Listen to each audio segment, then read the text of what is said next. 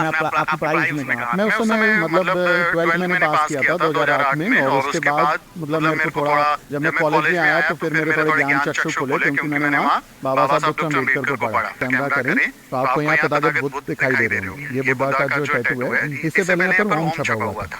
तो ओम हमने बचपन में क्योंकि मेला भरता है वही लिखवा लिया था। और ये यहाँ आप देखेंगे टैटू, तो ये टाइगर का टैटू है। यहाँ पर जय माता दी लिखा हुआ था। यहाँ भी थोड़ा बहुत शायद आपको दिखने में आ रहा हो। तो ये बेसिकली उसको कवर किया हम लोगों ने और ओम से तथागत बुद्ध की यात्रा तय की। दोस्तों जय भीम नमो बुद्धाय।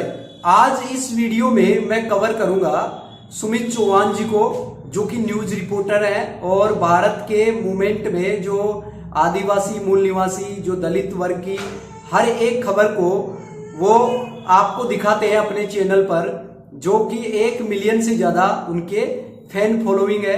और द न्यूज वीक के नाम से वो अपना चैनल चलाते हैं।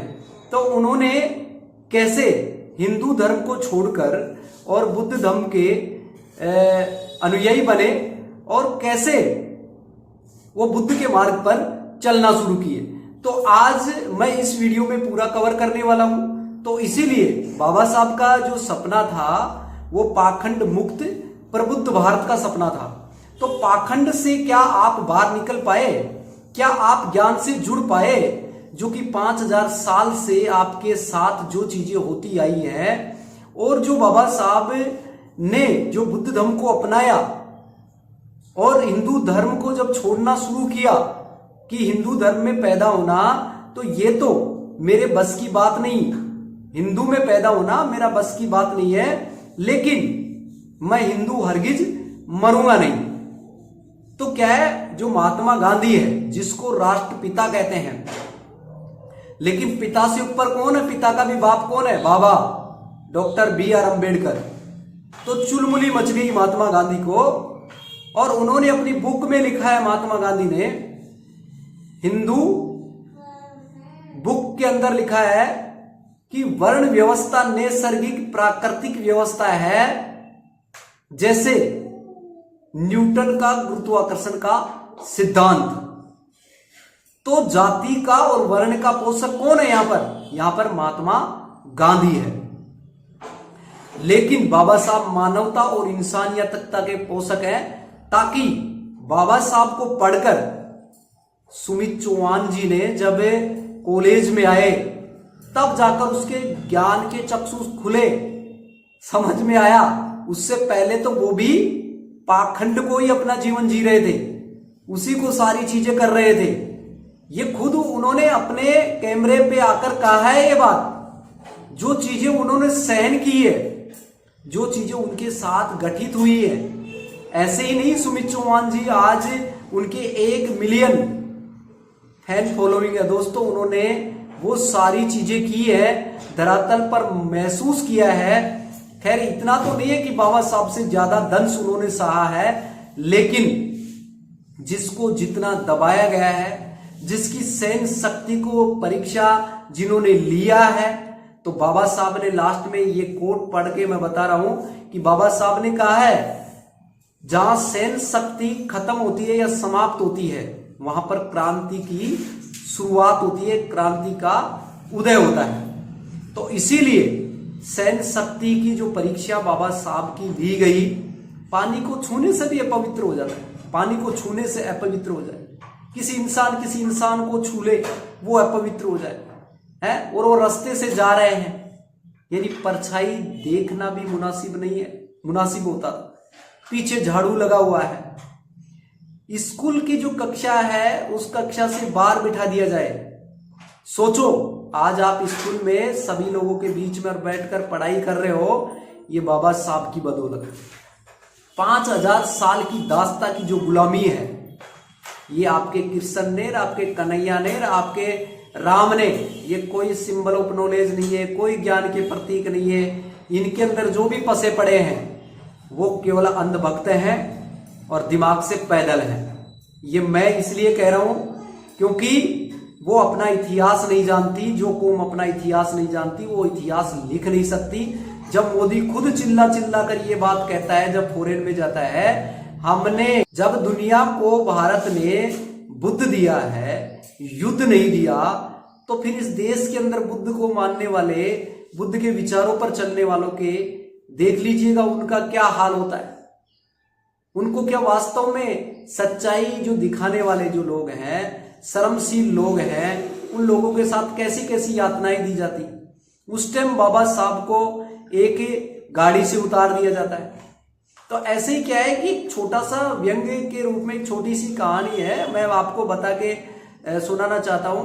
क्योंकि एक बार एक शादी होती है, जैसे दलित आदिवासी मूल निवासी परिवार में किसी लड़की एजुकेटेड किसी घर में आती है, तो बच्चा पढ़ा लिखा था, लेकिन क्या है कि उसके घर में जो उसकी माँ है वो पाखंड को कर रही थी। तो पढ़ाई तो कर लिया, लेकिन बच्चा भी पाखंड कर रहा है। वो भी सुबह उठ के, जैसे शंकर ने कोई बुलावा दे दिया, वो नहा धोकर अच्छे से तैयार होके और वही पानी लेके जा रहा है। माता पिता का ध्यान नहीं है, लेकिन वहां पे पानी ढोल के, यानी चढ़ाने का मतलब है वहां पे बहा के आएगा।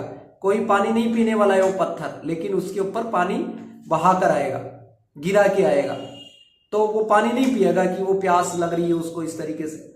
लेकिन ऐसे ही क्या है, वो थोड़ा अंधभक्त था, आडंबर और पाखंड को मानने वाला था। अब एजुकेटेड उनके क्या हो गई, लेडीज आ गई, वो लड़की आ गई।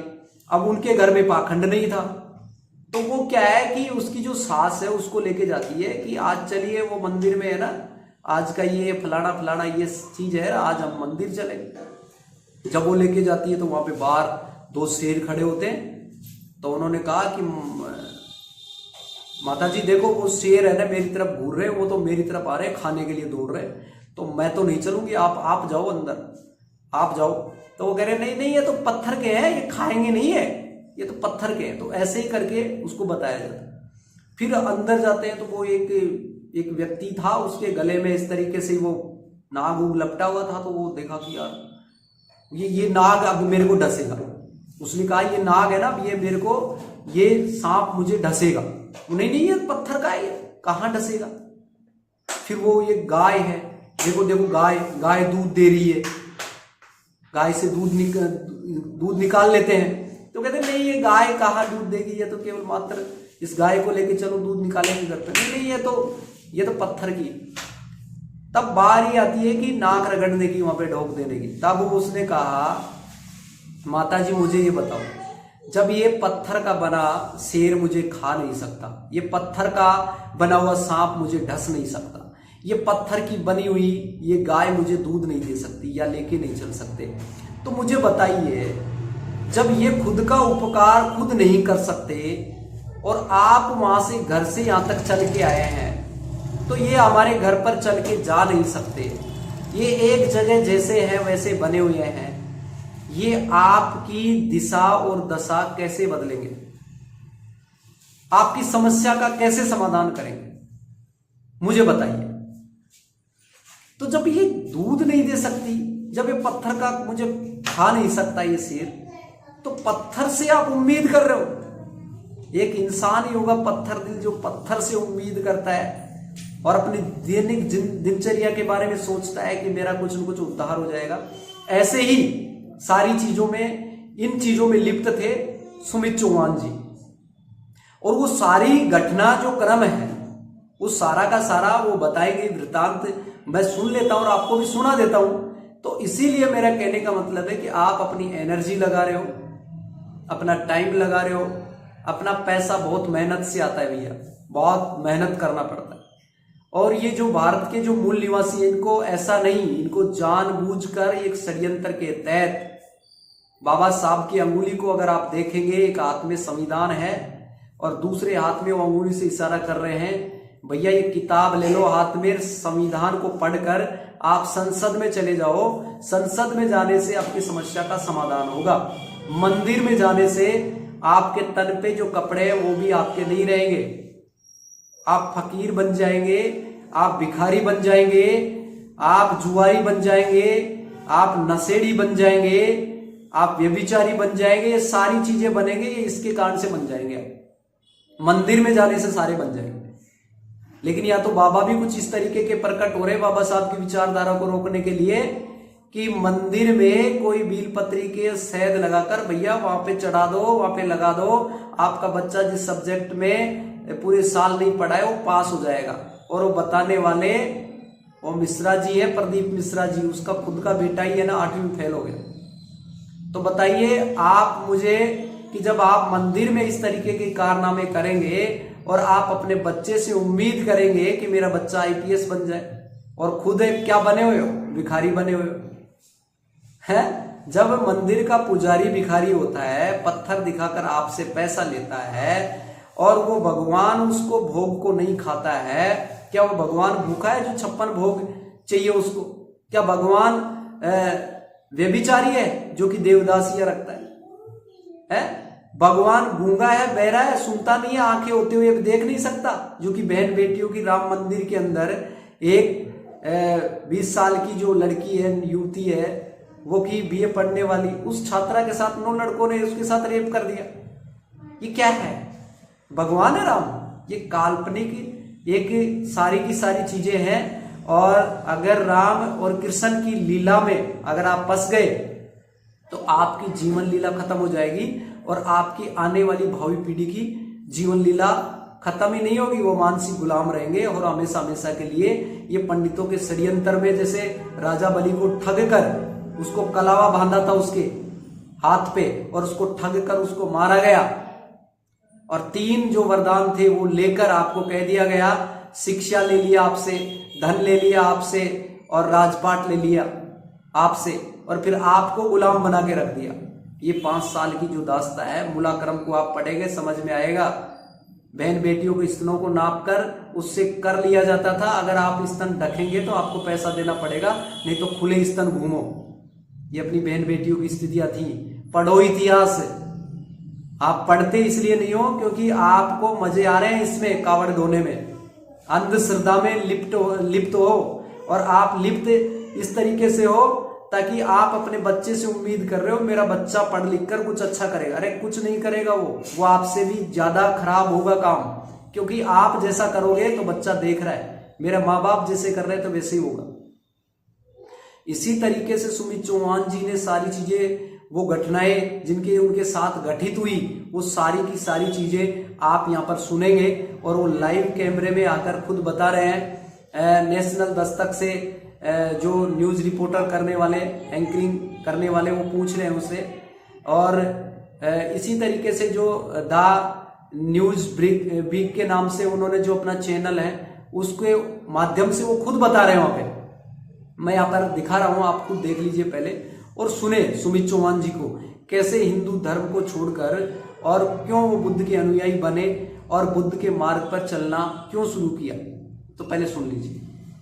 आप अपने बारे में बताइए, क्या आप भी वैसे? मैं बहुत ही धार्मिक व्यक्ति होता था, और चूंकि मेरे साथ जिक्र कर रहा था इनकी बात हुआ करती, ये लंबे समय 2010 से पहले 8-9 तक जो है, मैं क्योंकि उस समय मैं आपकी उम्र क्या थी और किस क्लास में आपकी पढ़ाई में कहा? मैं उस समय मतलब 12th मैंने पास किया था 2008 में, और उसके बाद मतलब मेरे को थोड़ा, जब मैं कॉलेज में आया तो फिर मेरे थोड़े ज्ञान चक्षु खुले, क्योंकि मैंने वहाँ बाबा साहब डॉक्टर अम्बेडकर को पढ़ा। उससे पहले क्योंकि फिल्म वही आती है, रामायण महाभारत टीवी फॉलो वही आता है, आपके आस पड़ोस की सारी चीजें वही हो रही हैं, सब जगह एक ही तरह का कीर्तन चल रहे हैं, प्रवचन चल रहे हैं, और दलितों में, वंचित तबकों में तो थोड़ी यही भावना होती है ना कि वो ज्यादा धार्मिक बनने की कोशिश करते हैं ताकि वो समाज में ज्यादा एक्सेप्टेबल हो। कोशिश करते हैं अंदर से ऐसा कुछ है नहीं मामला, नहीं, वो कोशिश इसलिए करते हैं क्योंकि जब वो मंदिर में जा रहे हैं तो बाबा जी हैं वहाँ पर, बाबा जी का आशीर्वाद लेंगे, उनके चरणों में प्रसाद चढ़ाएंगे, तो बाकी कम्युनिटीज के वो अपने आप को बराबर बनाने की कोशिश करते हैं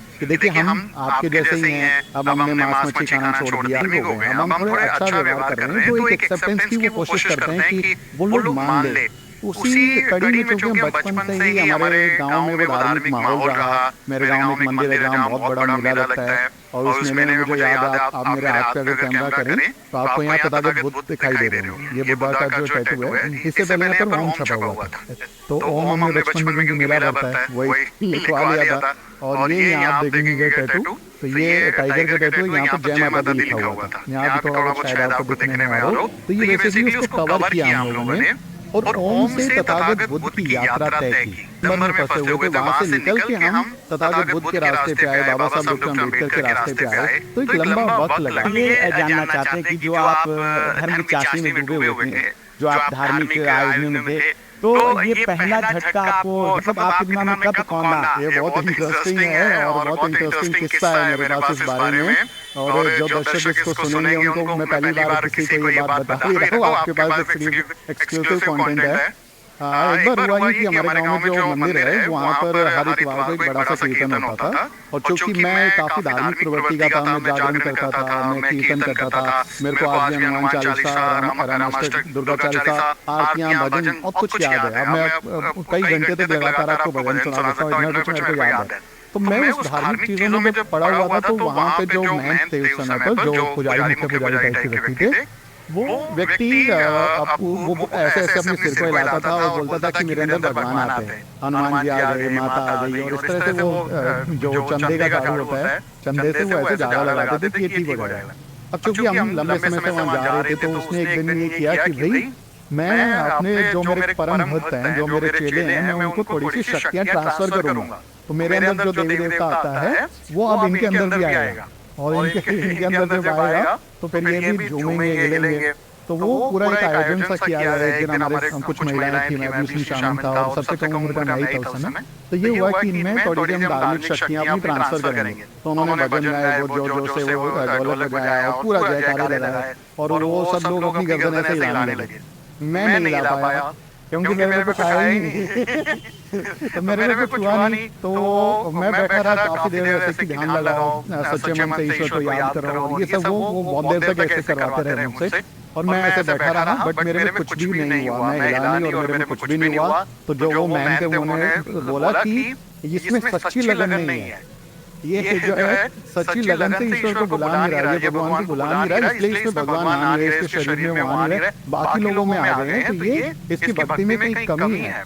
दोस्तों आपने सुमित चौहान जी को सुना।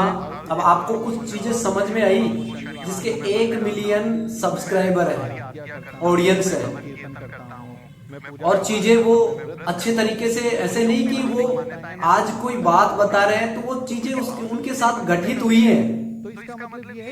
जैसे H2O हाइड्रोजन प्लस ऑक्सीजन बनाने से पानी बनता है, ऐसे ही सुमित चौहान बने तो वो आगे कैसे वो बुद्ध के अनुयायी बन गए? ऐसे नहीं बन गए भैया, उन्होंने ये पाखंड को छोड़ना पड़ा, तब जाके उन्होंने समझा।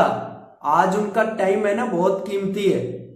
मैंने कल उनसे बात की थी, अभी जो 2024 में 9 और 10 नवंबर का अभी बहुजन यूट्यूबर्स का दिल्ली के अंदर बहुत बड़ा एक प्रोग्राम होने जा रहा है, जिसमें 1 दिन का ट्रेनिंग सेशन है और 1 दिन आपकी जो समस्याएं हैं बहुजन मूवमेंट को लेकर, भारत के मूल निवासियों के हक और अधिकार की हर एक चीज को लेकर वहां पर चर्चा की जाएगी। ये देश भी हमारा है क्योंकि हम फर्स्ट और लास्ट इंडियन है। जय भीम, नमो बुद्धाय, शुक्रिया।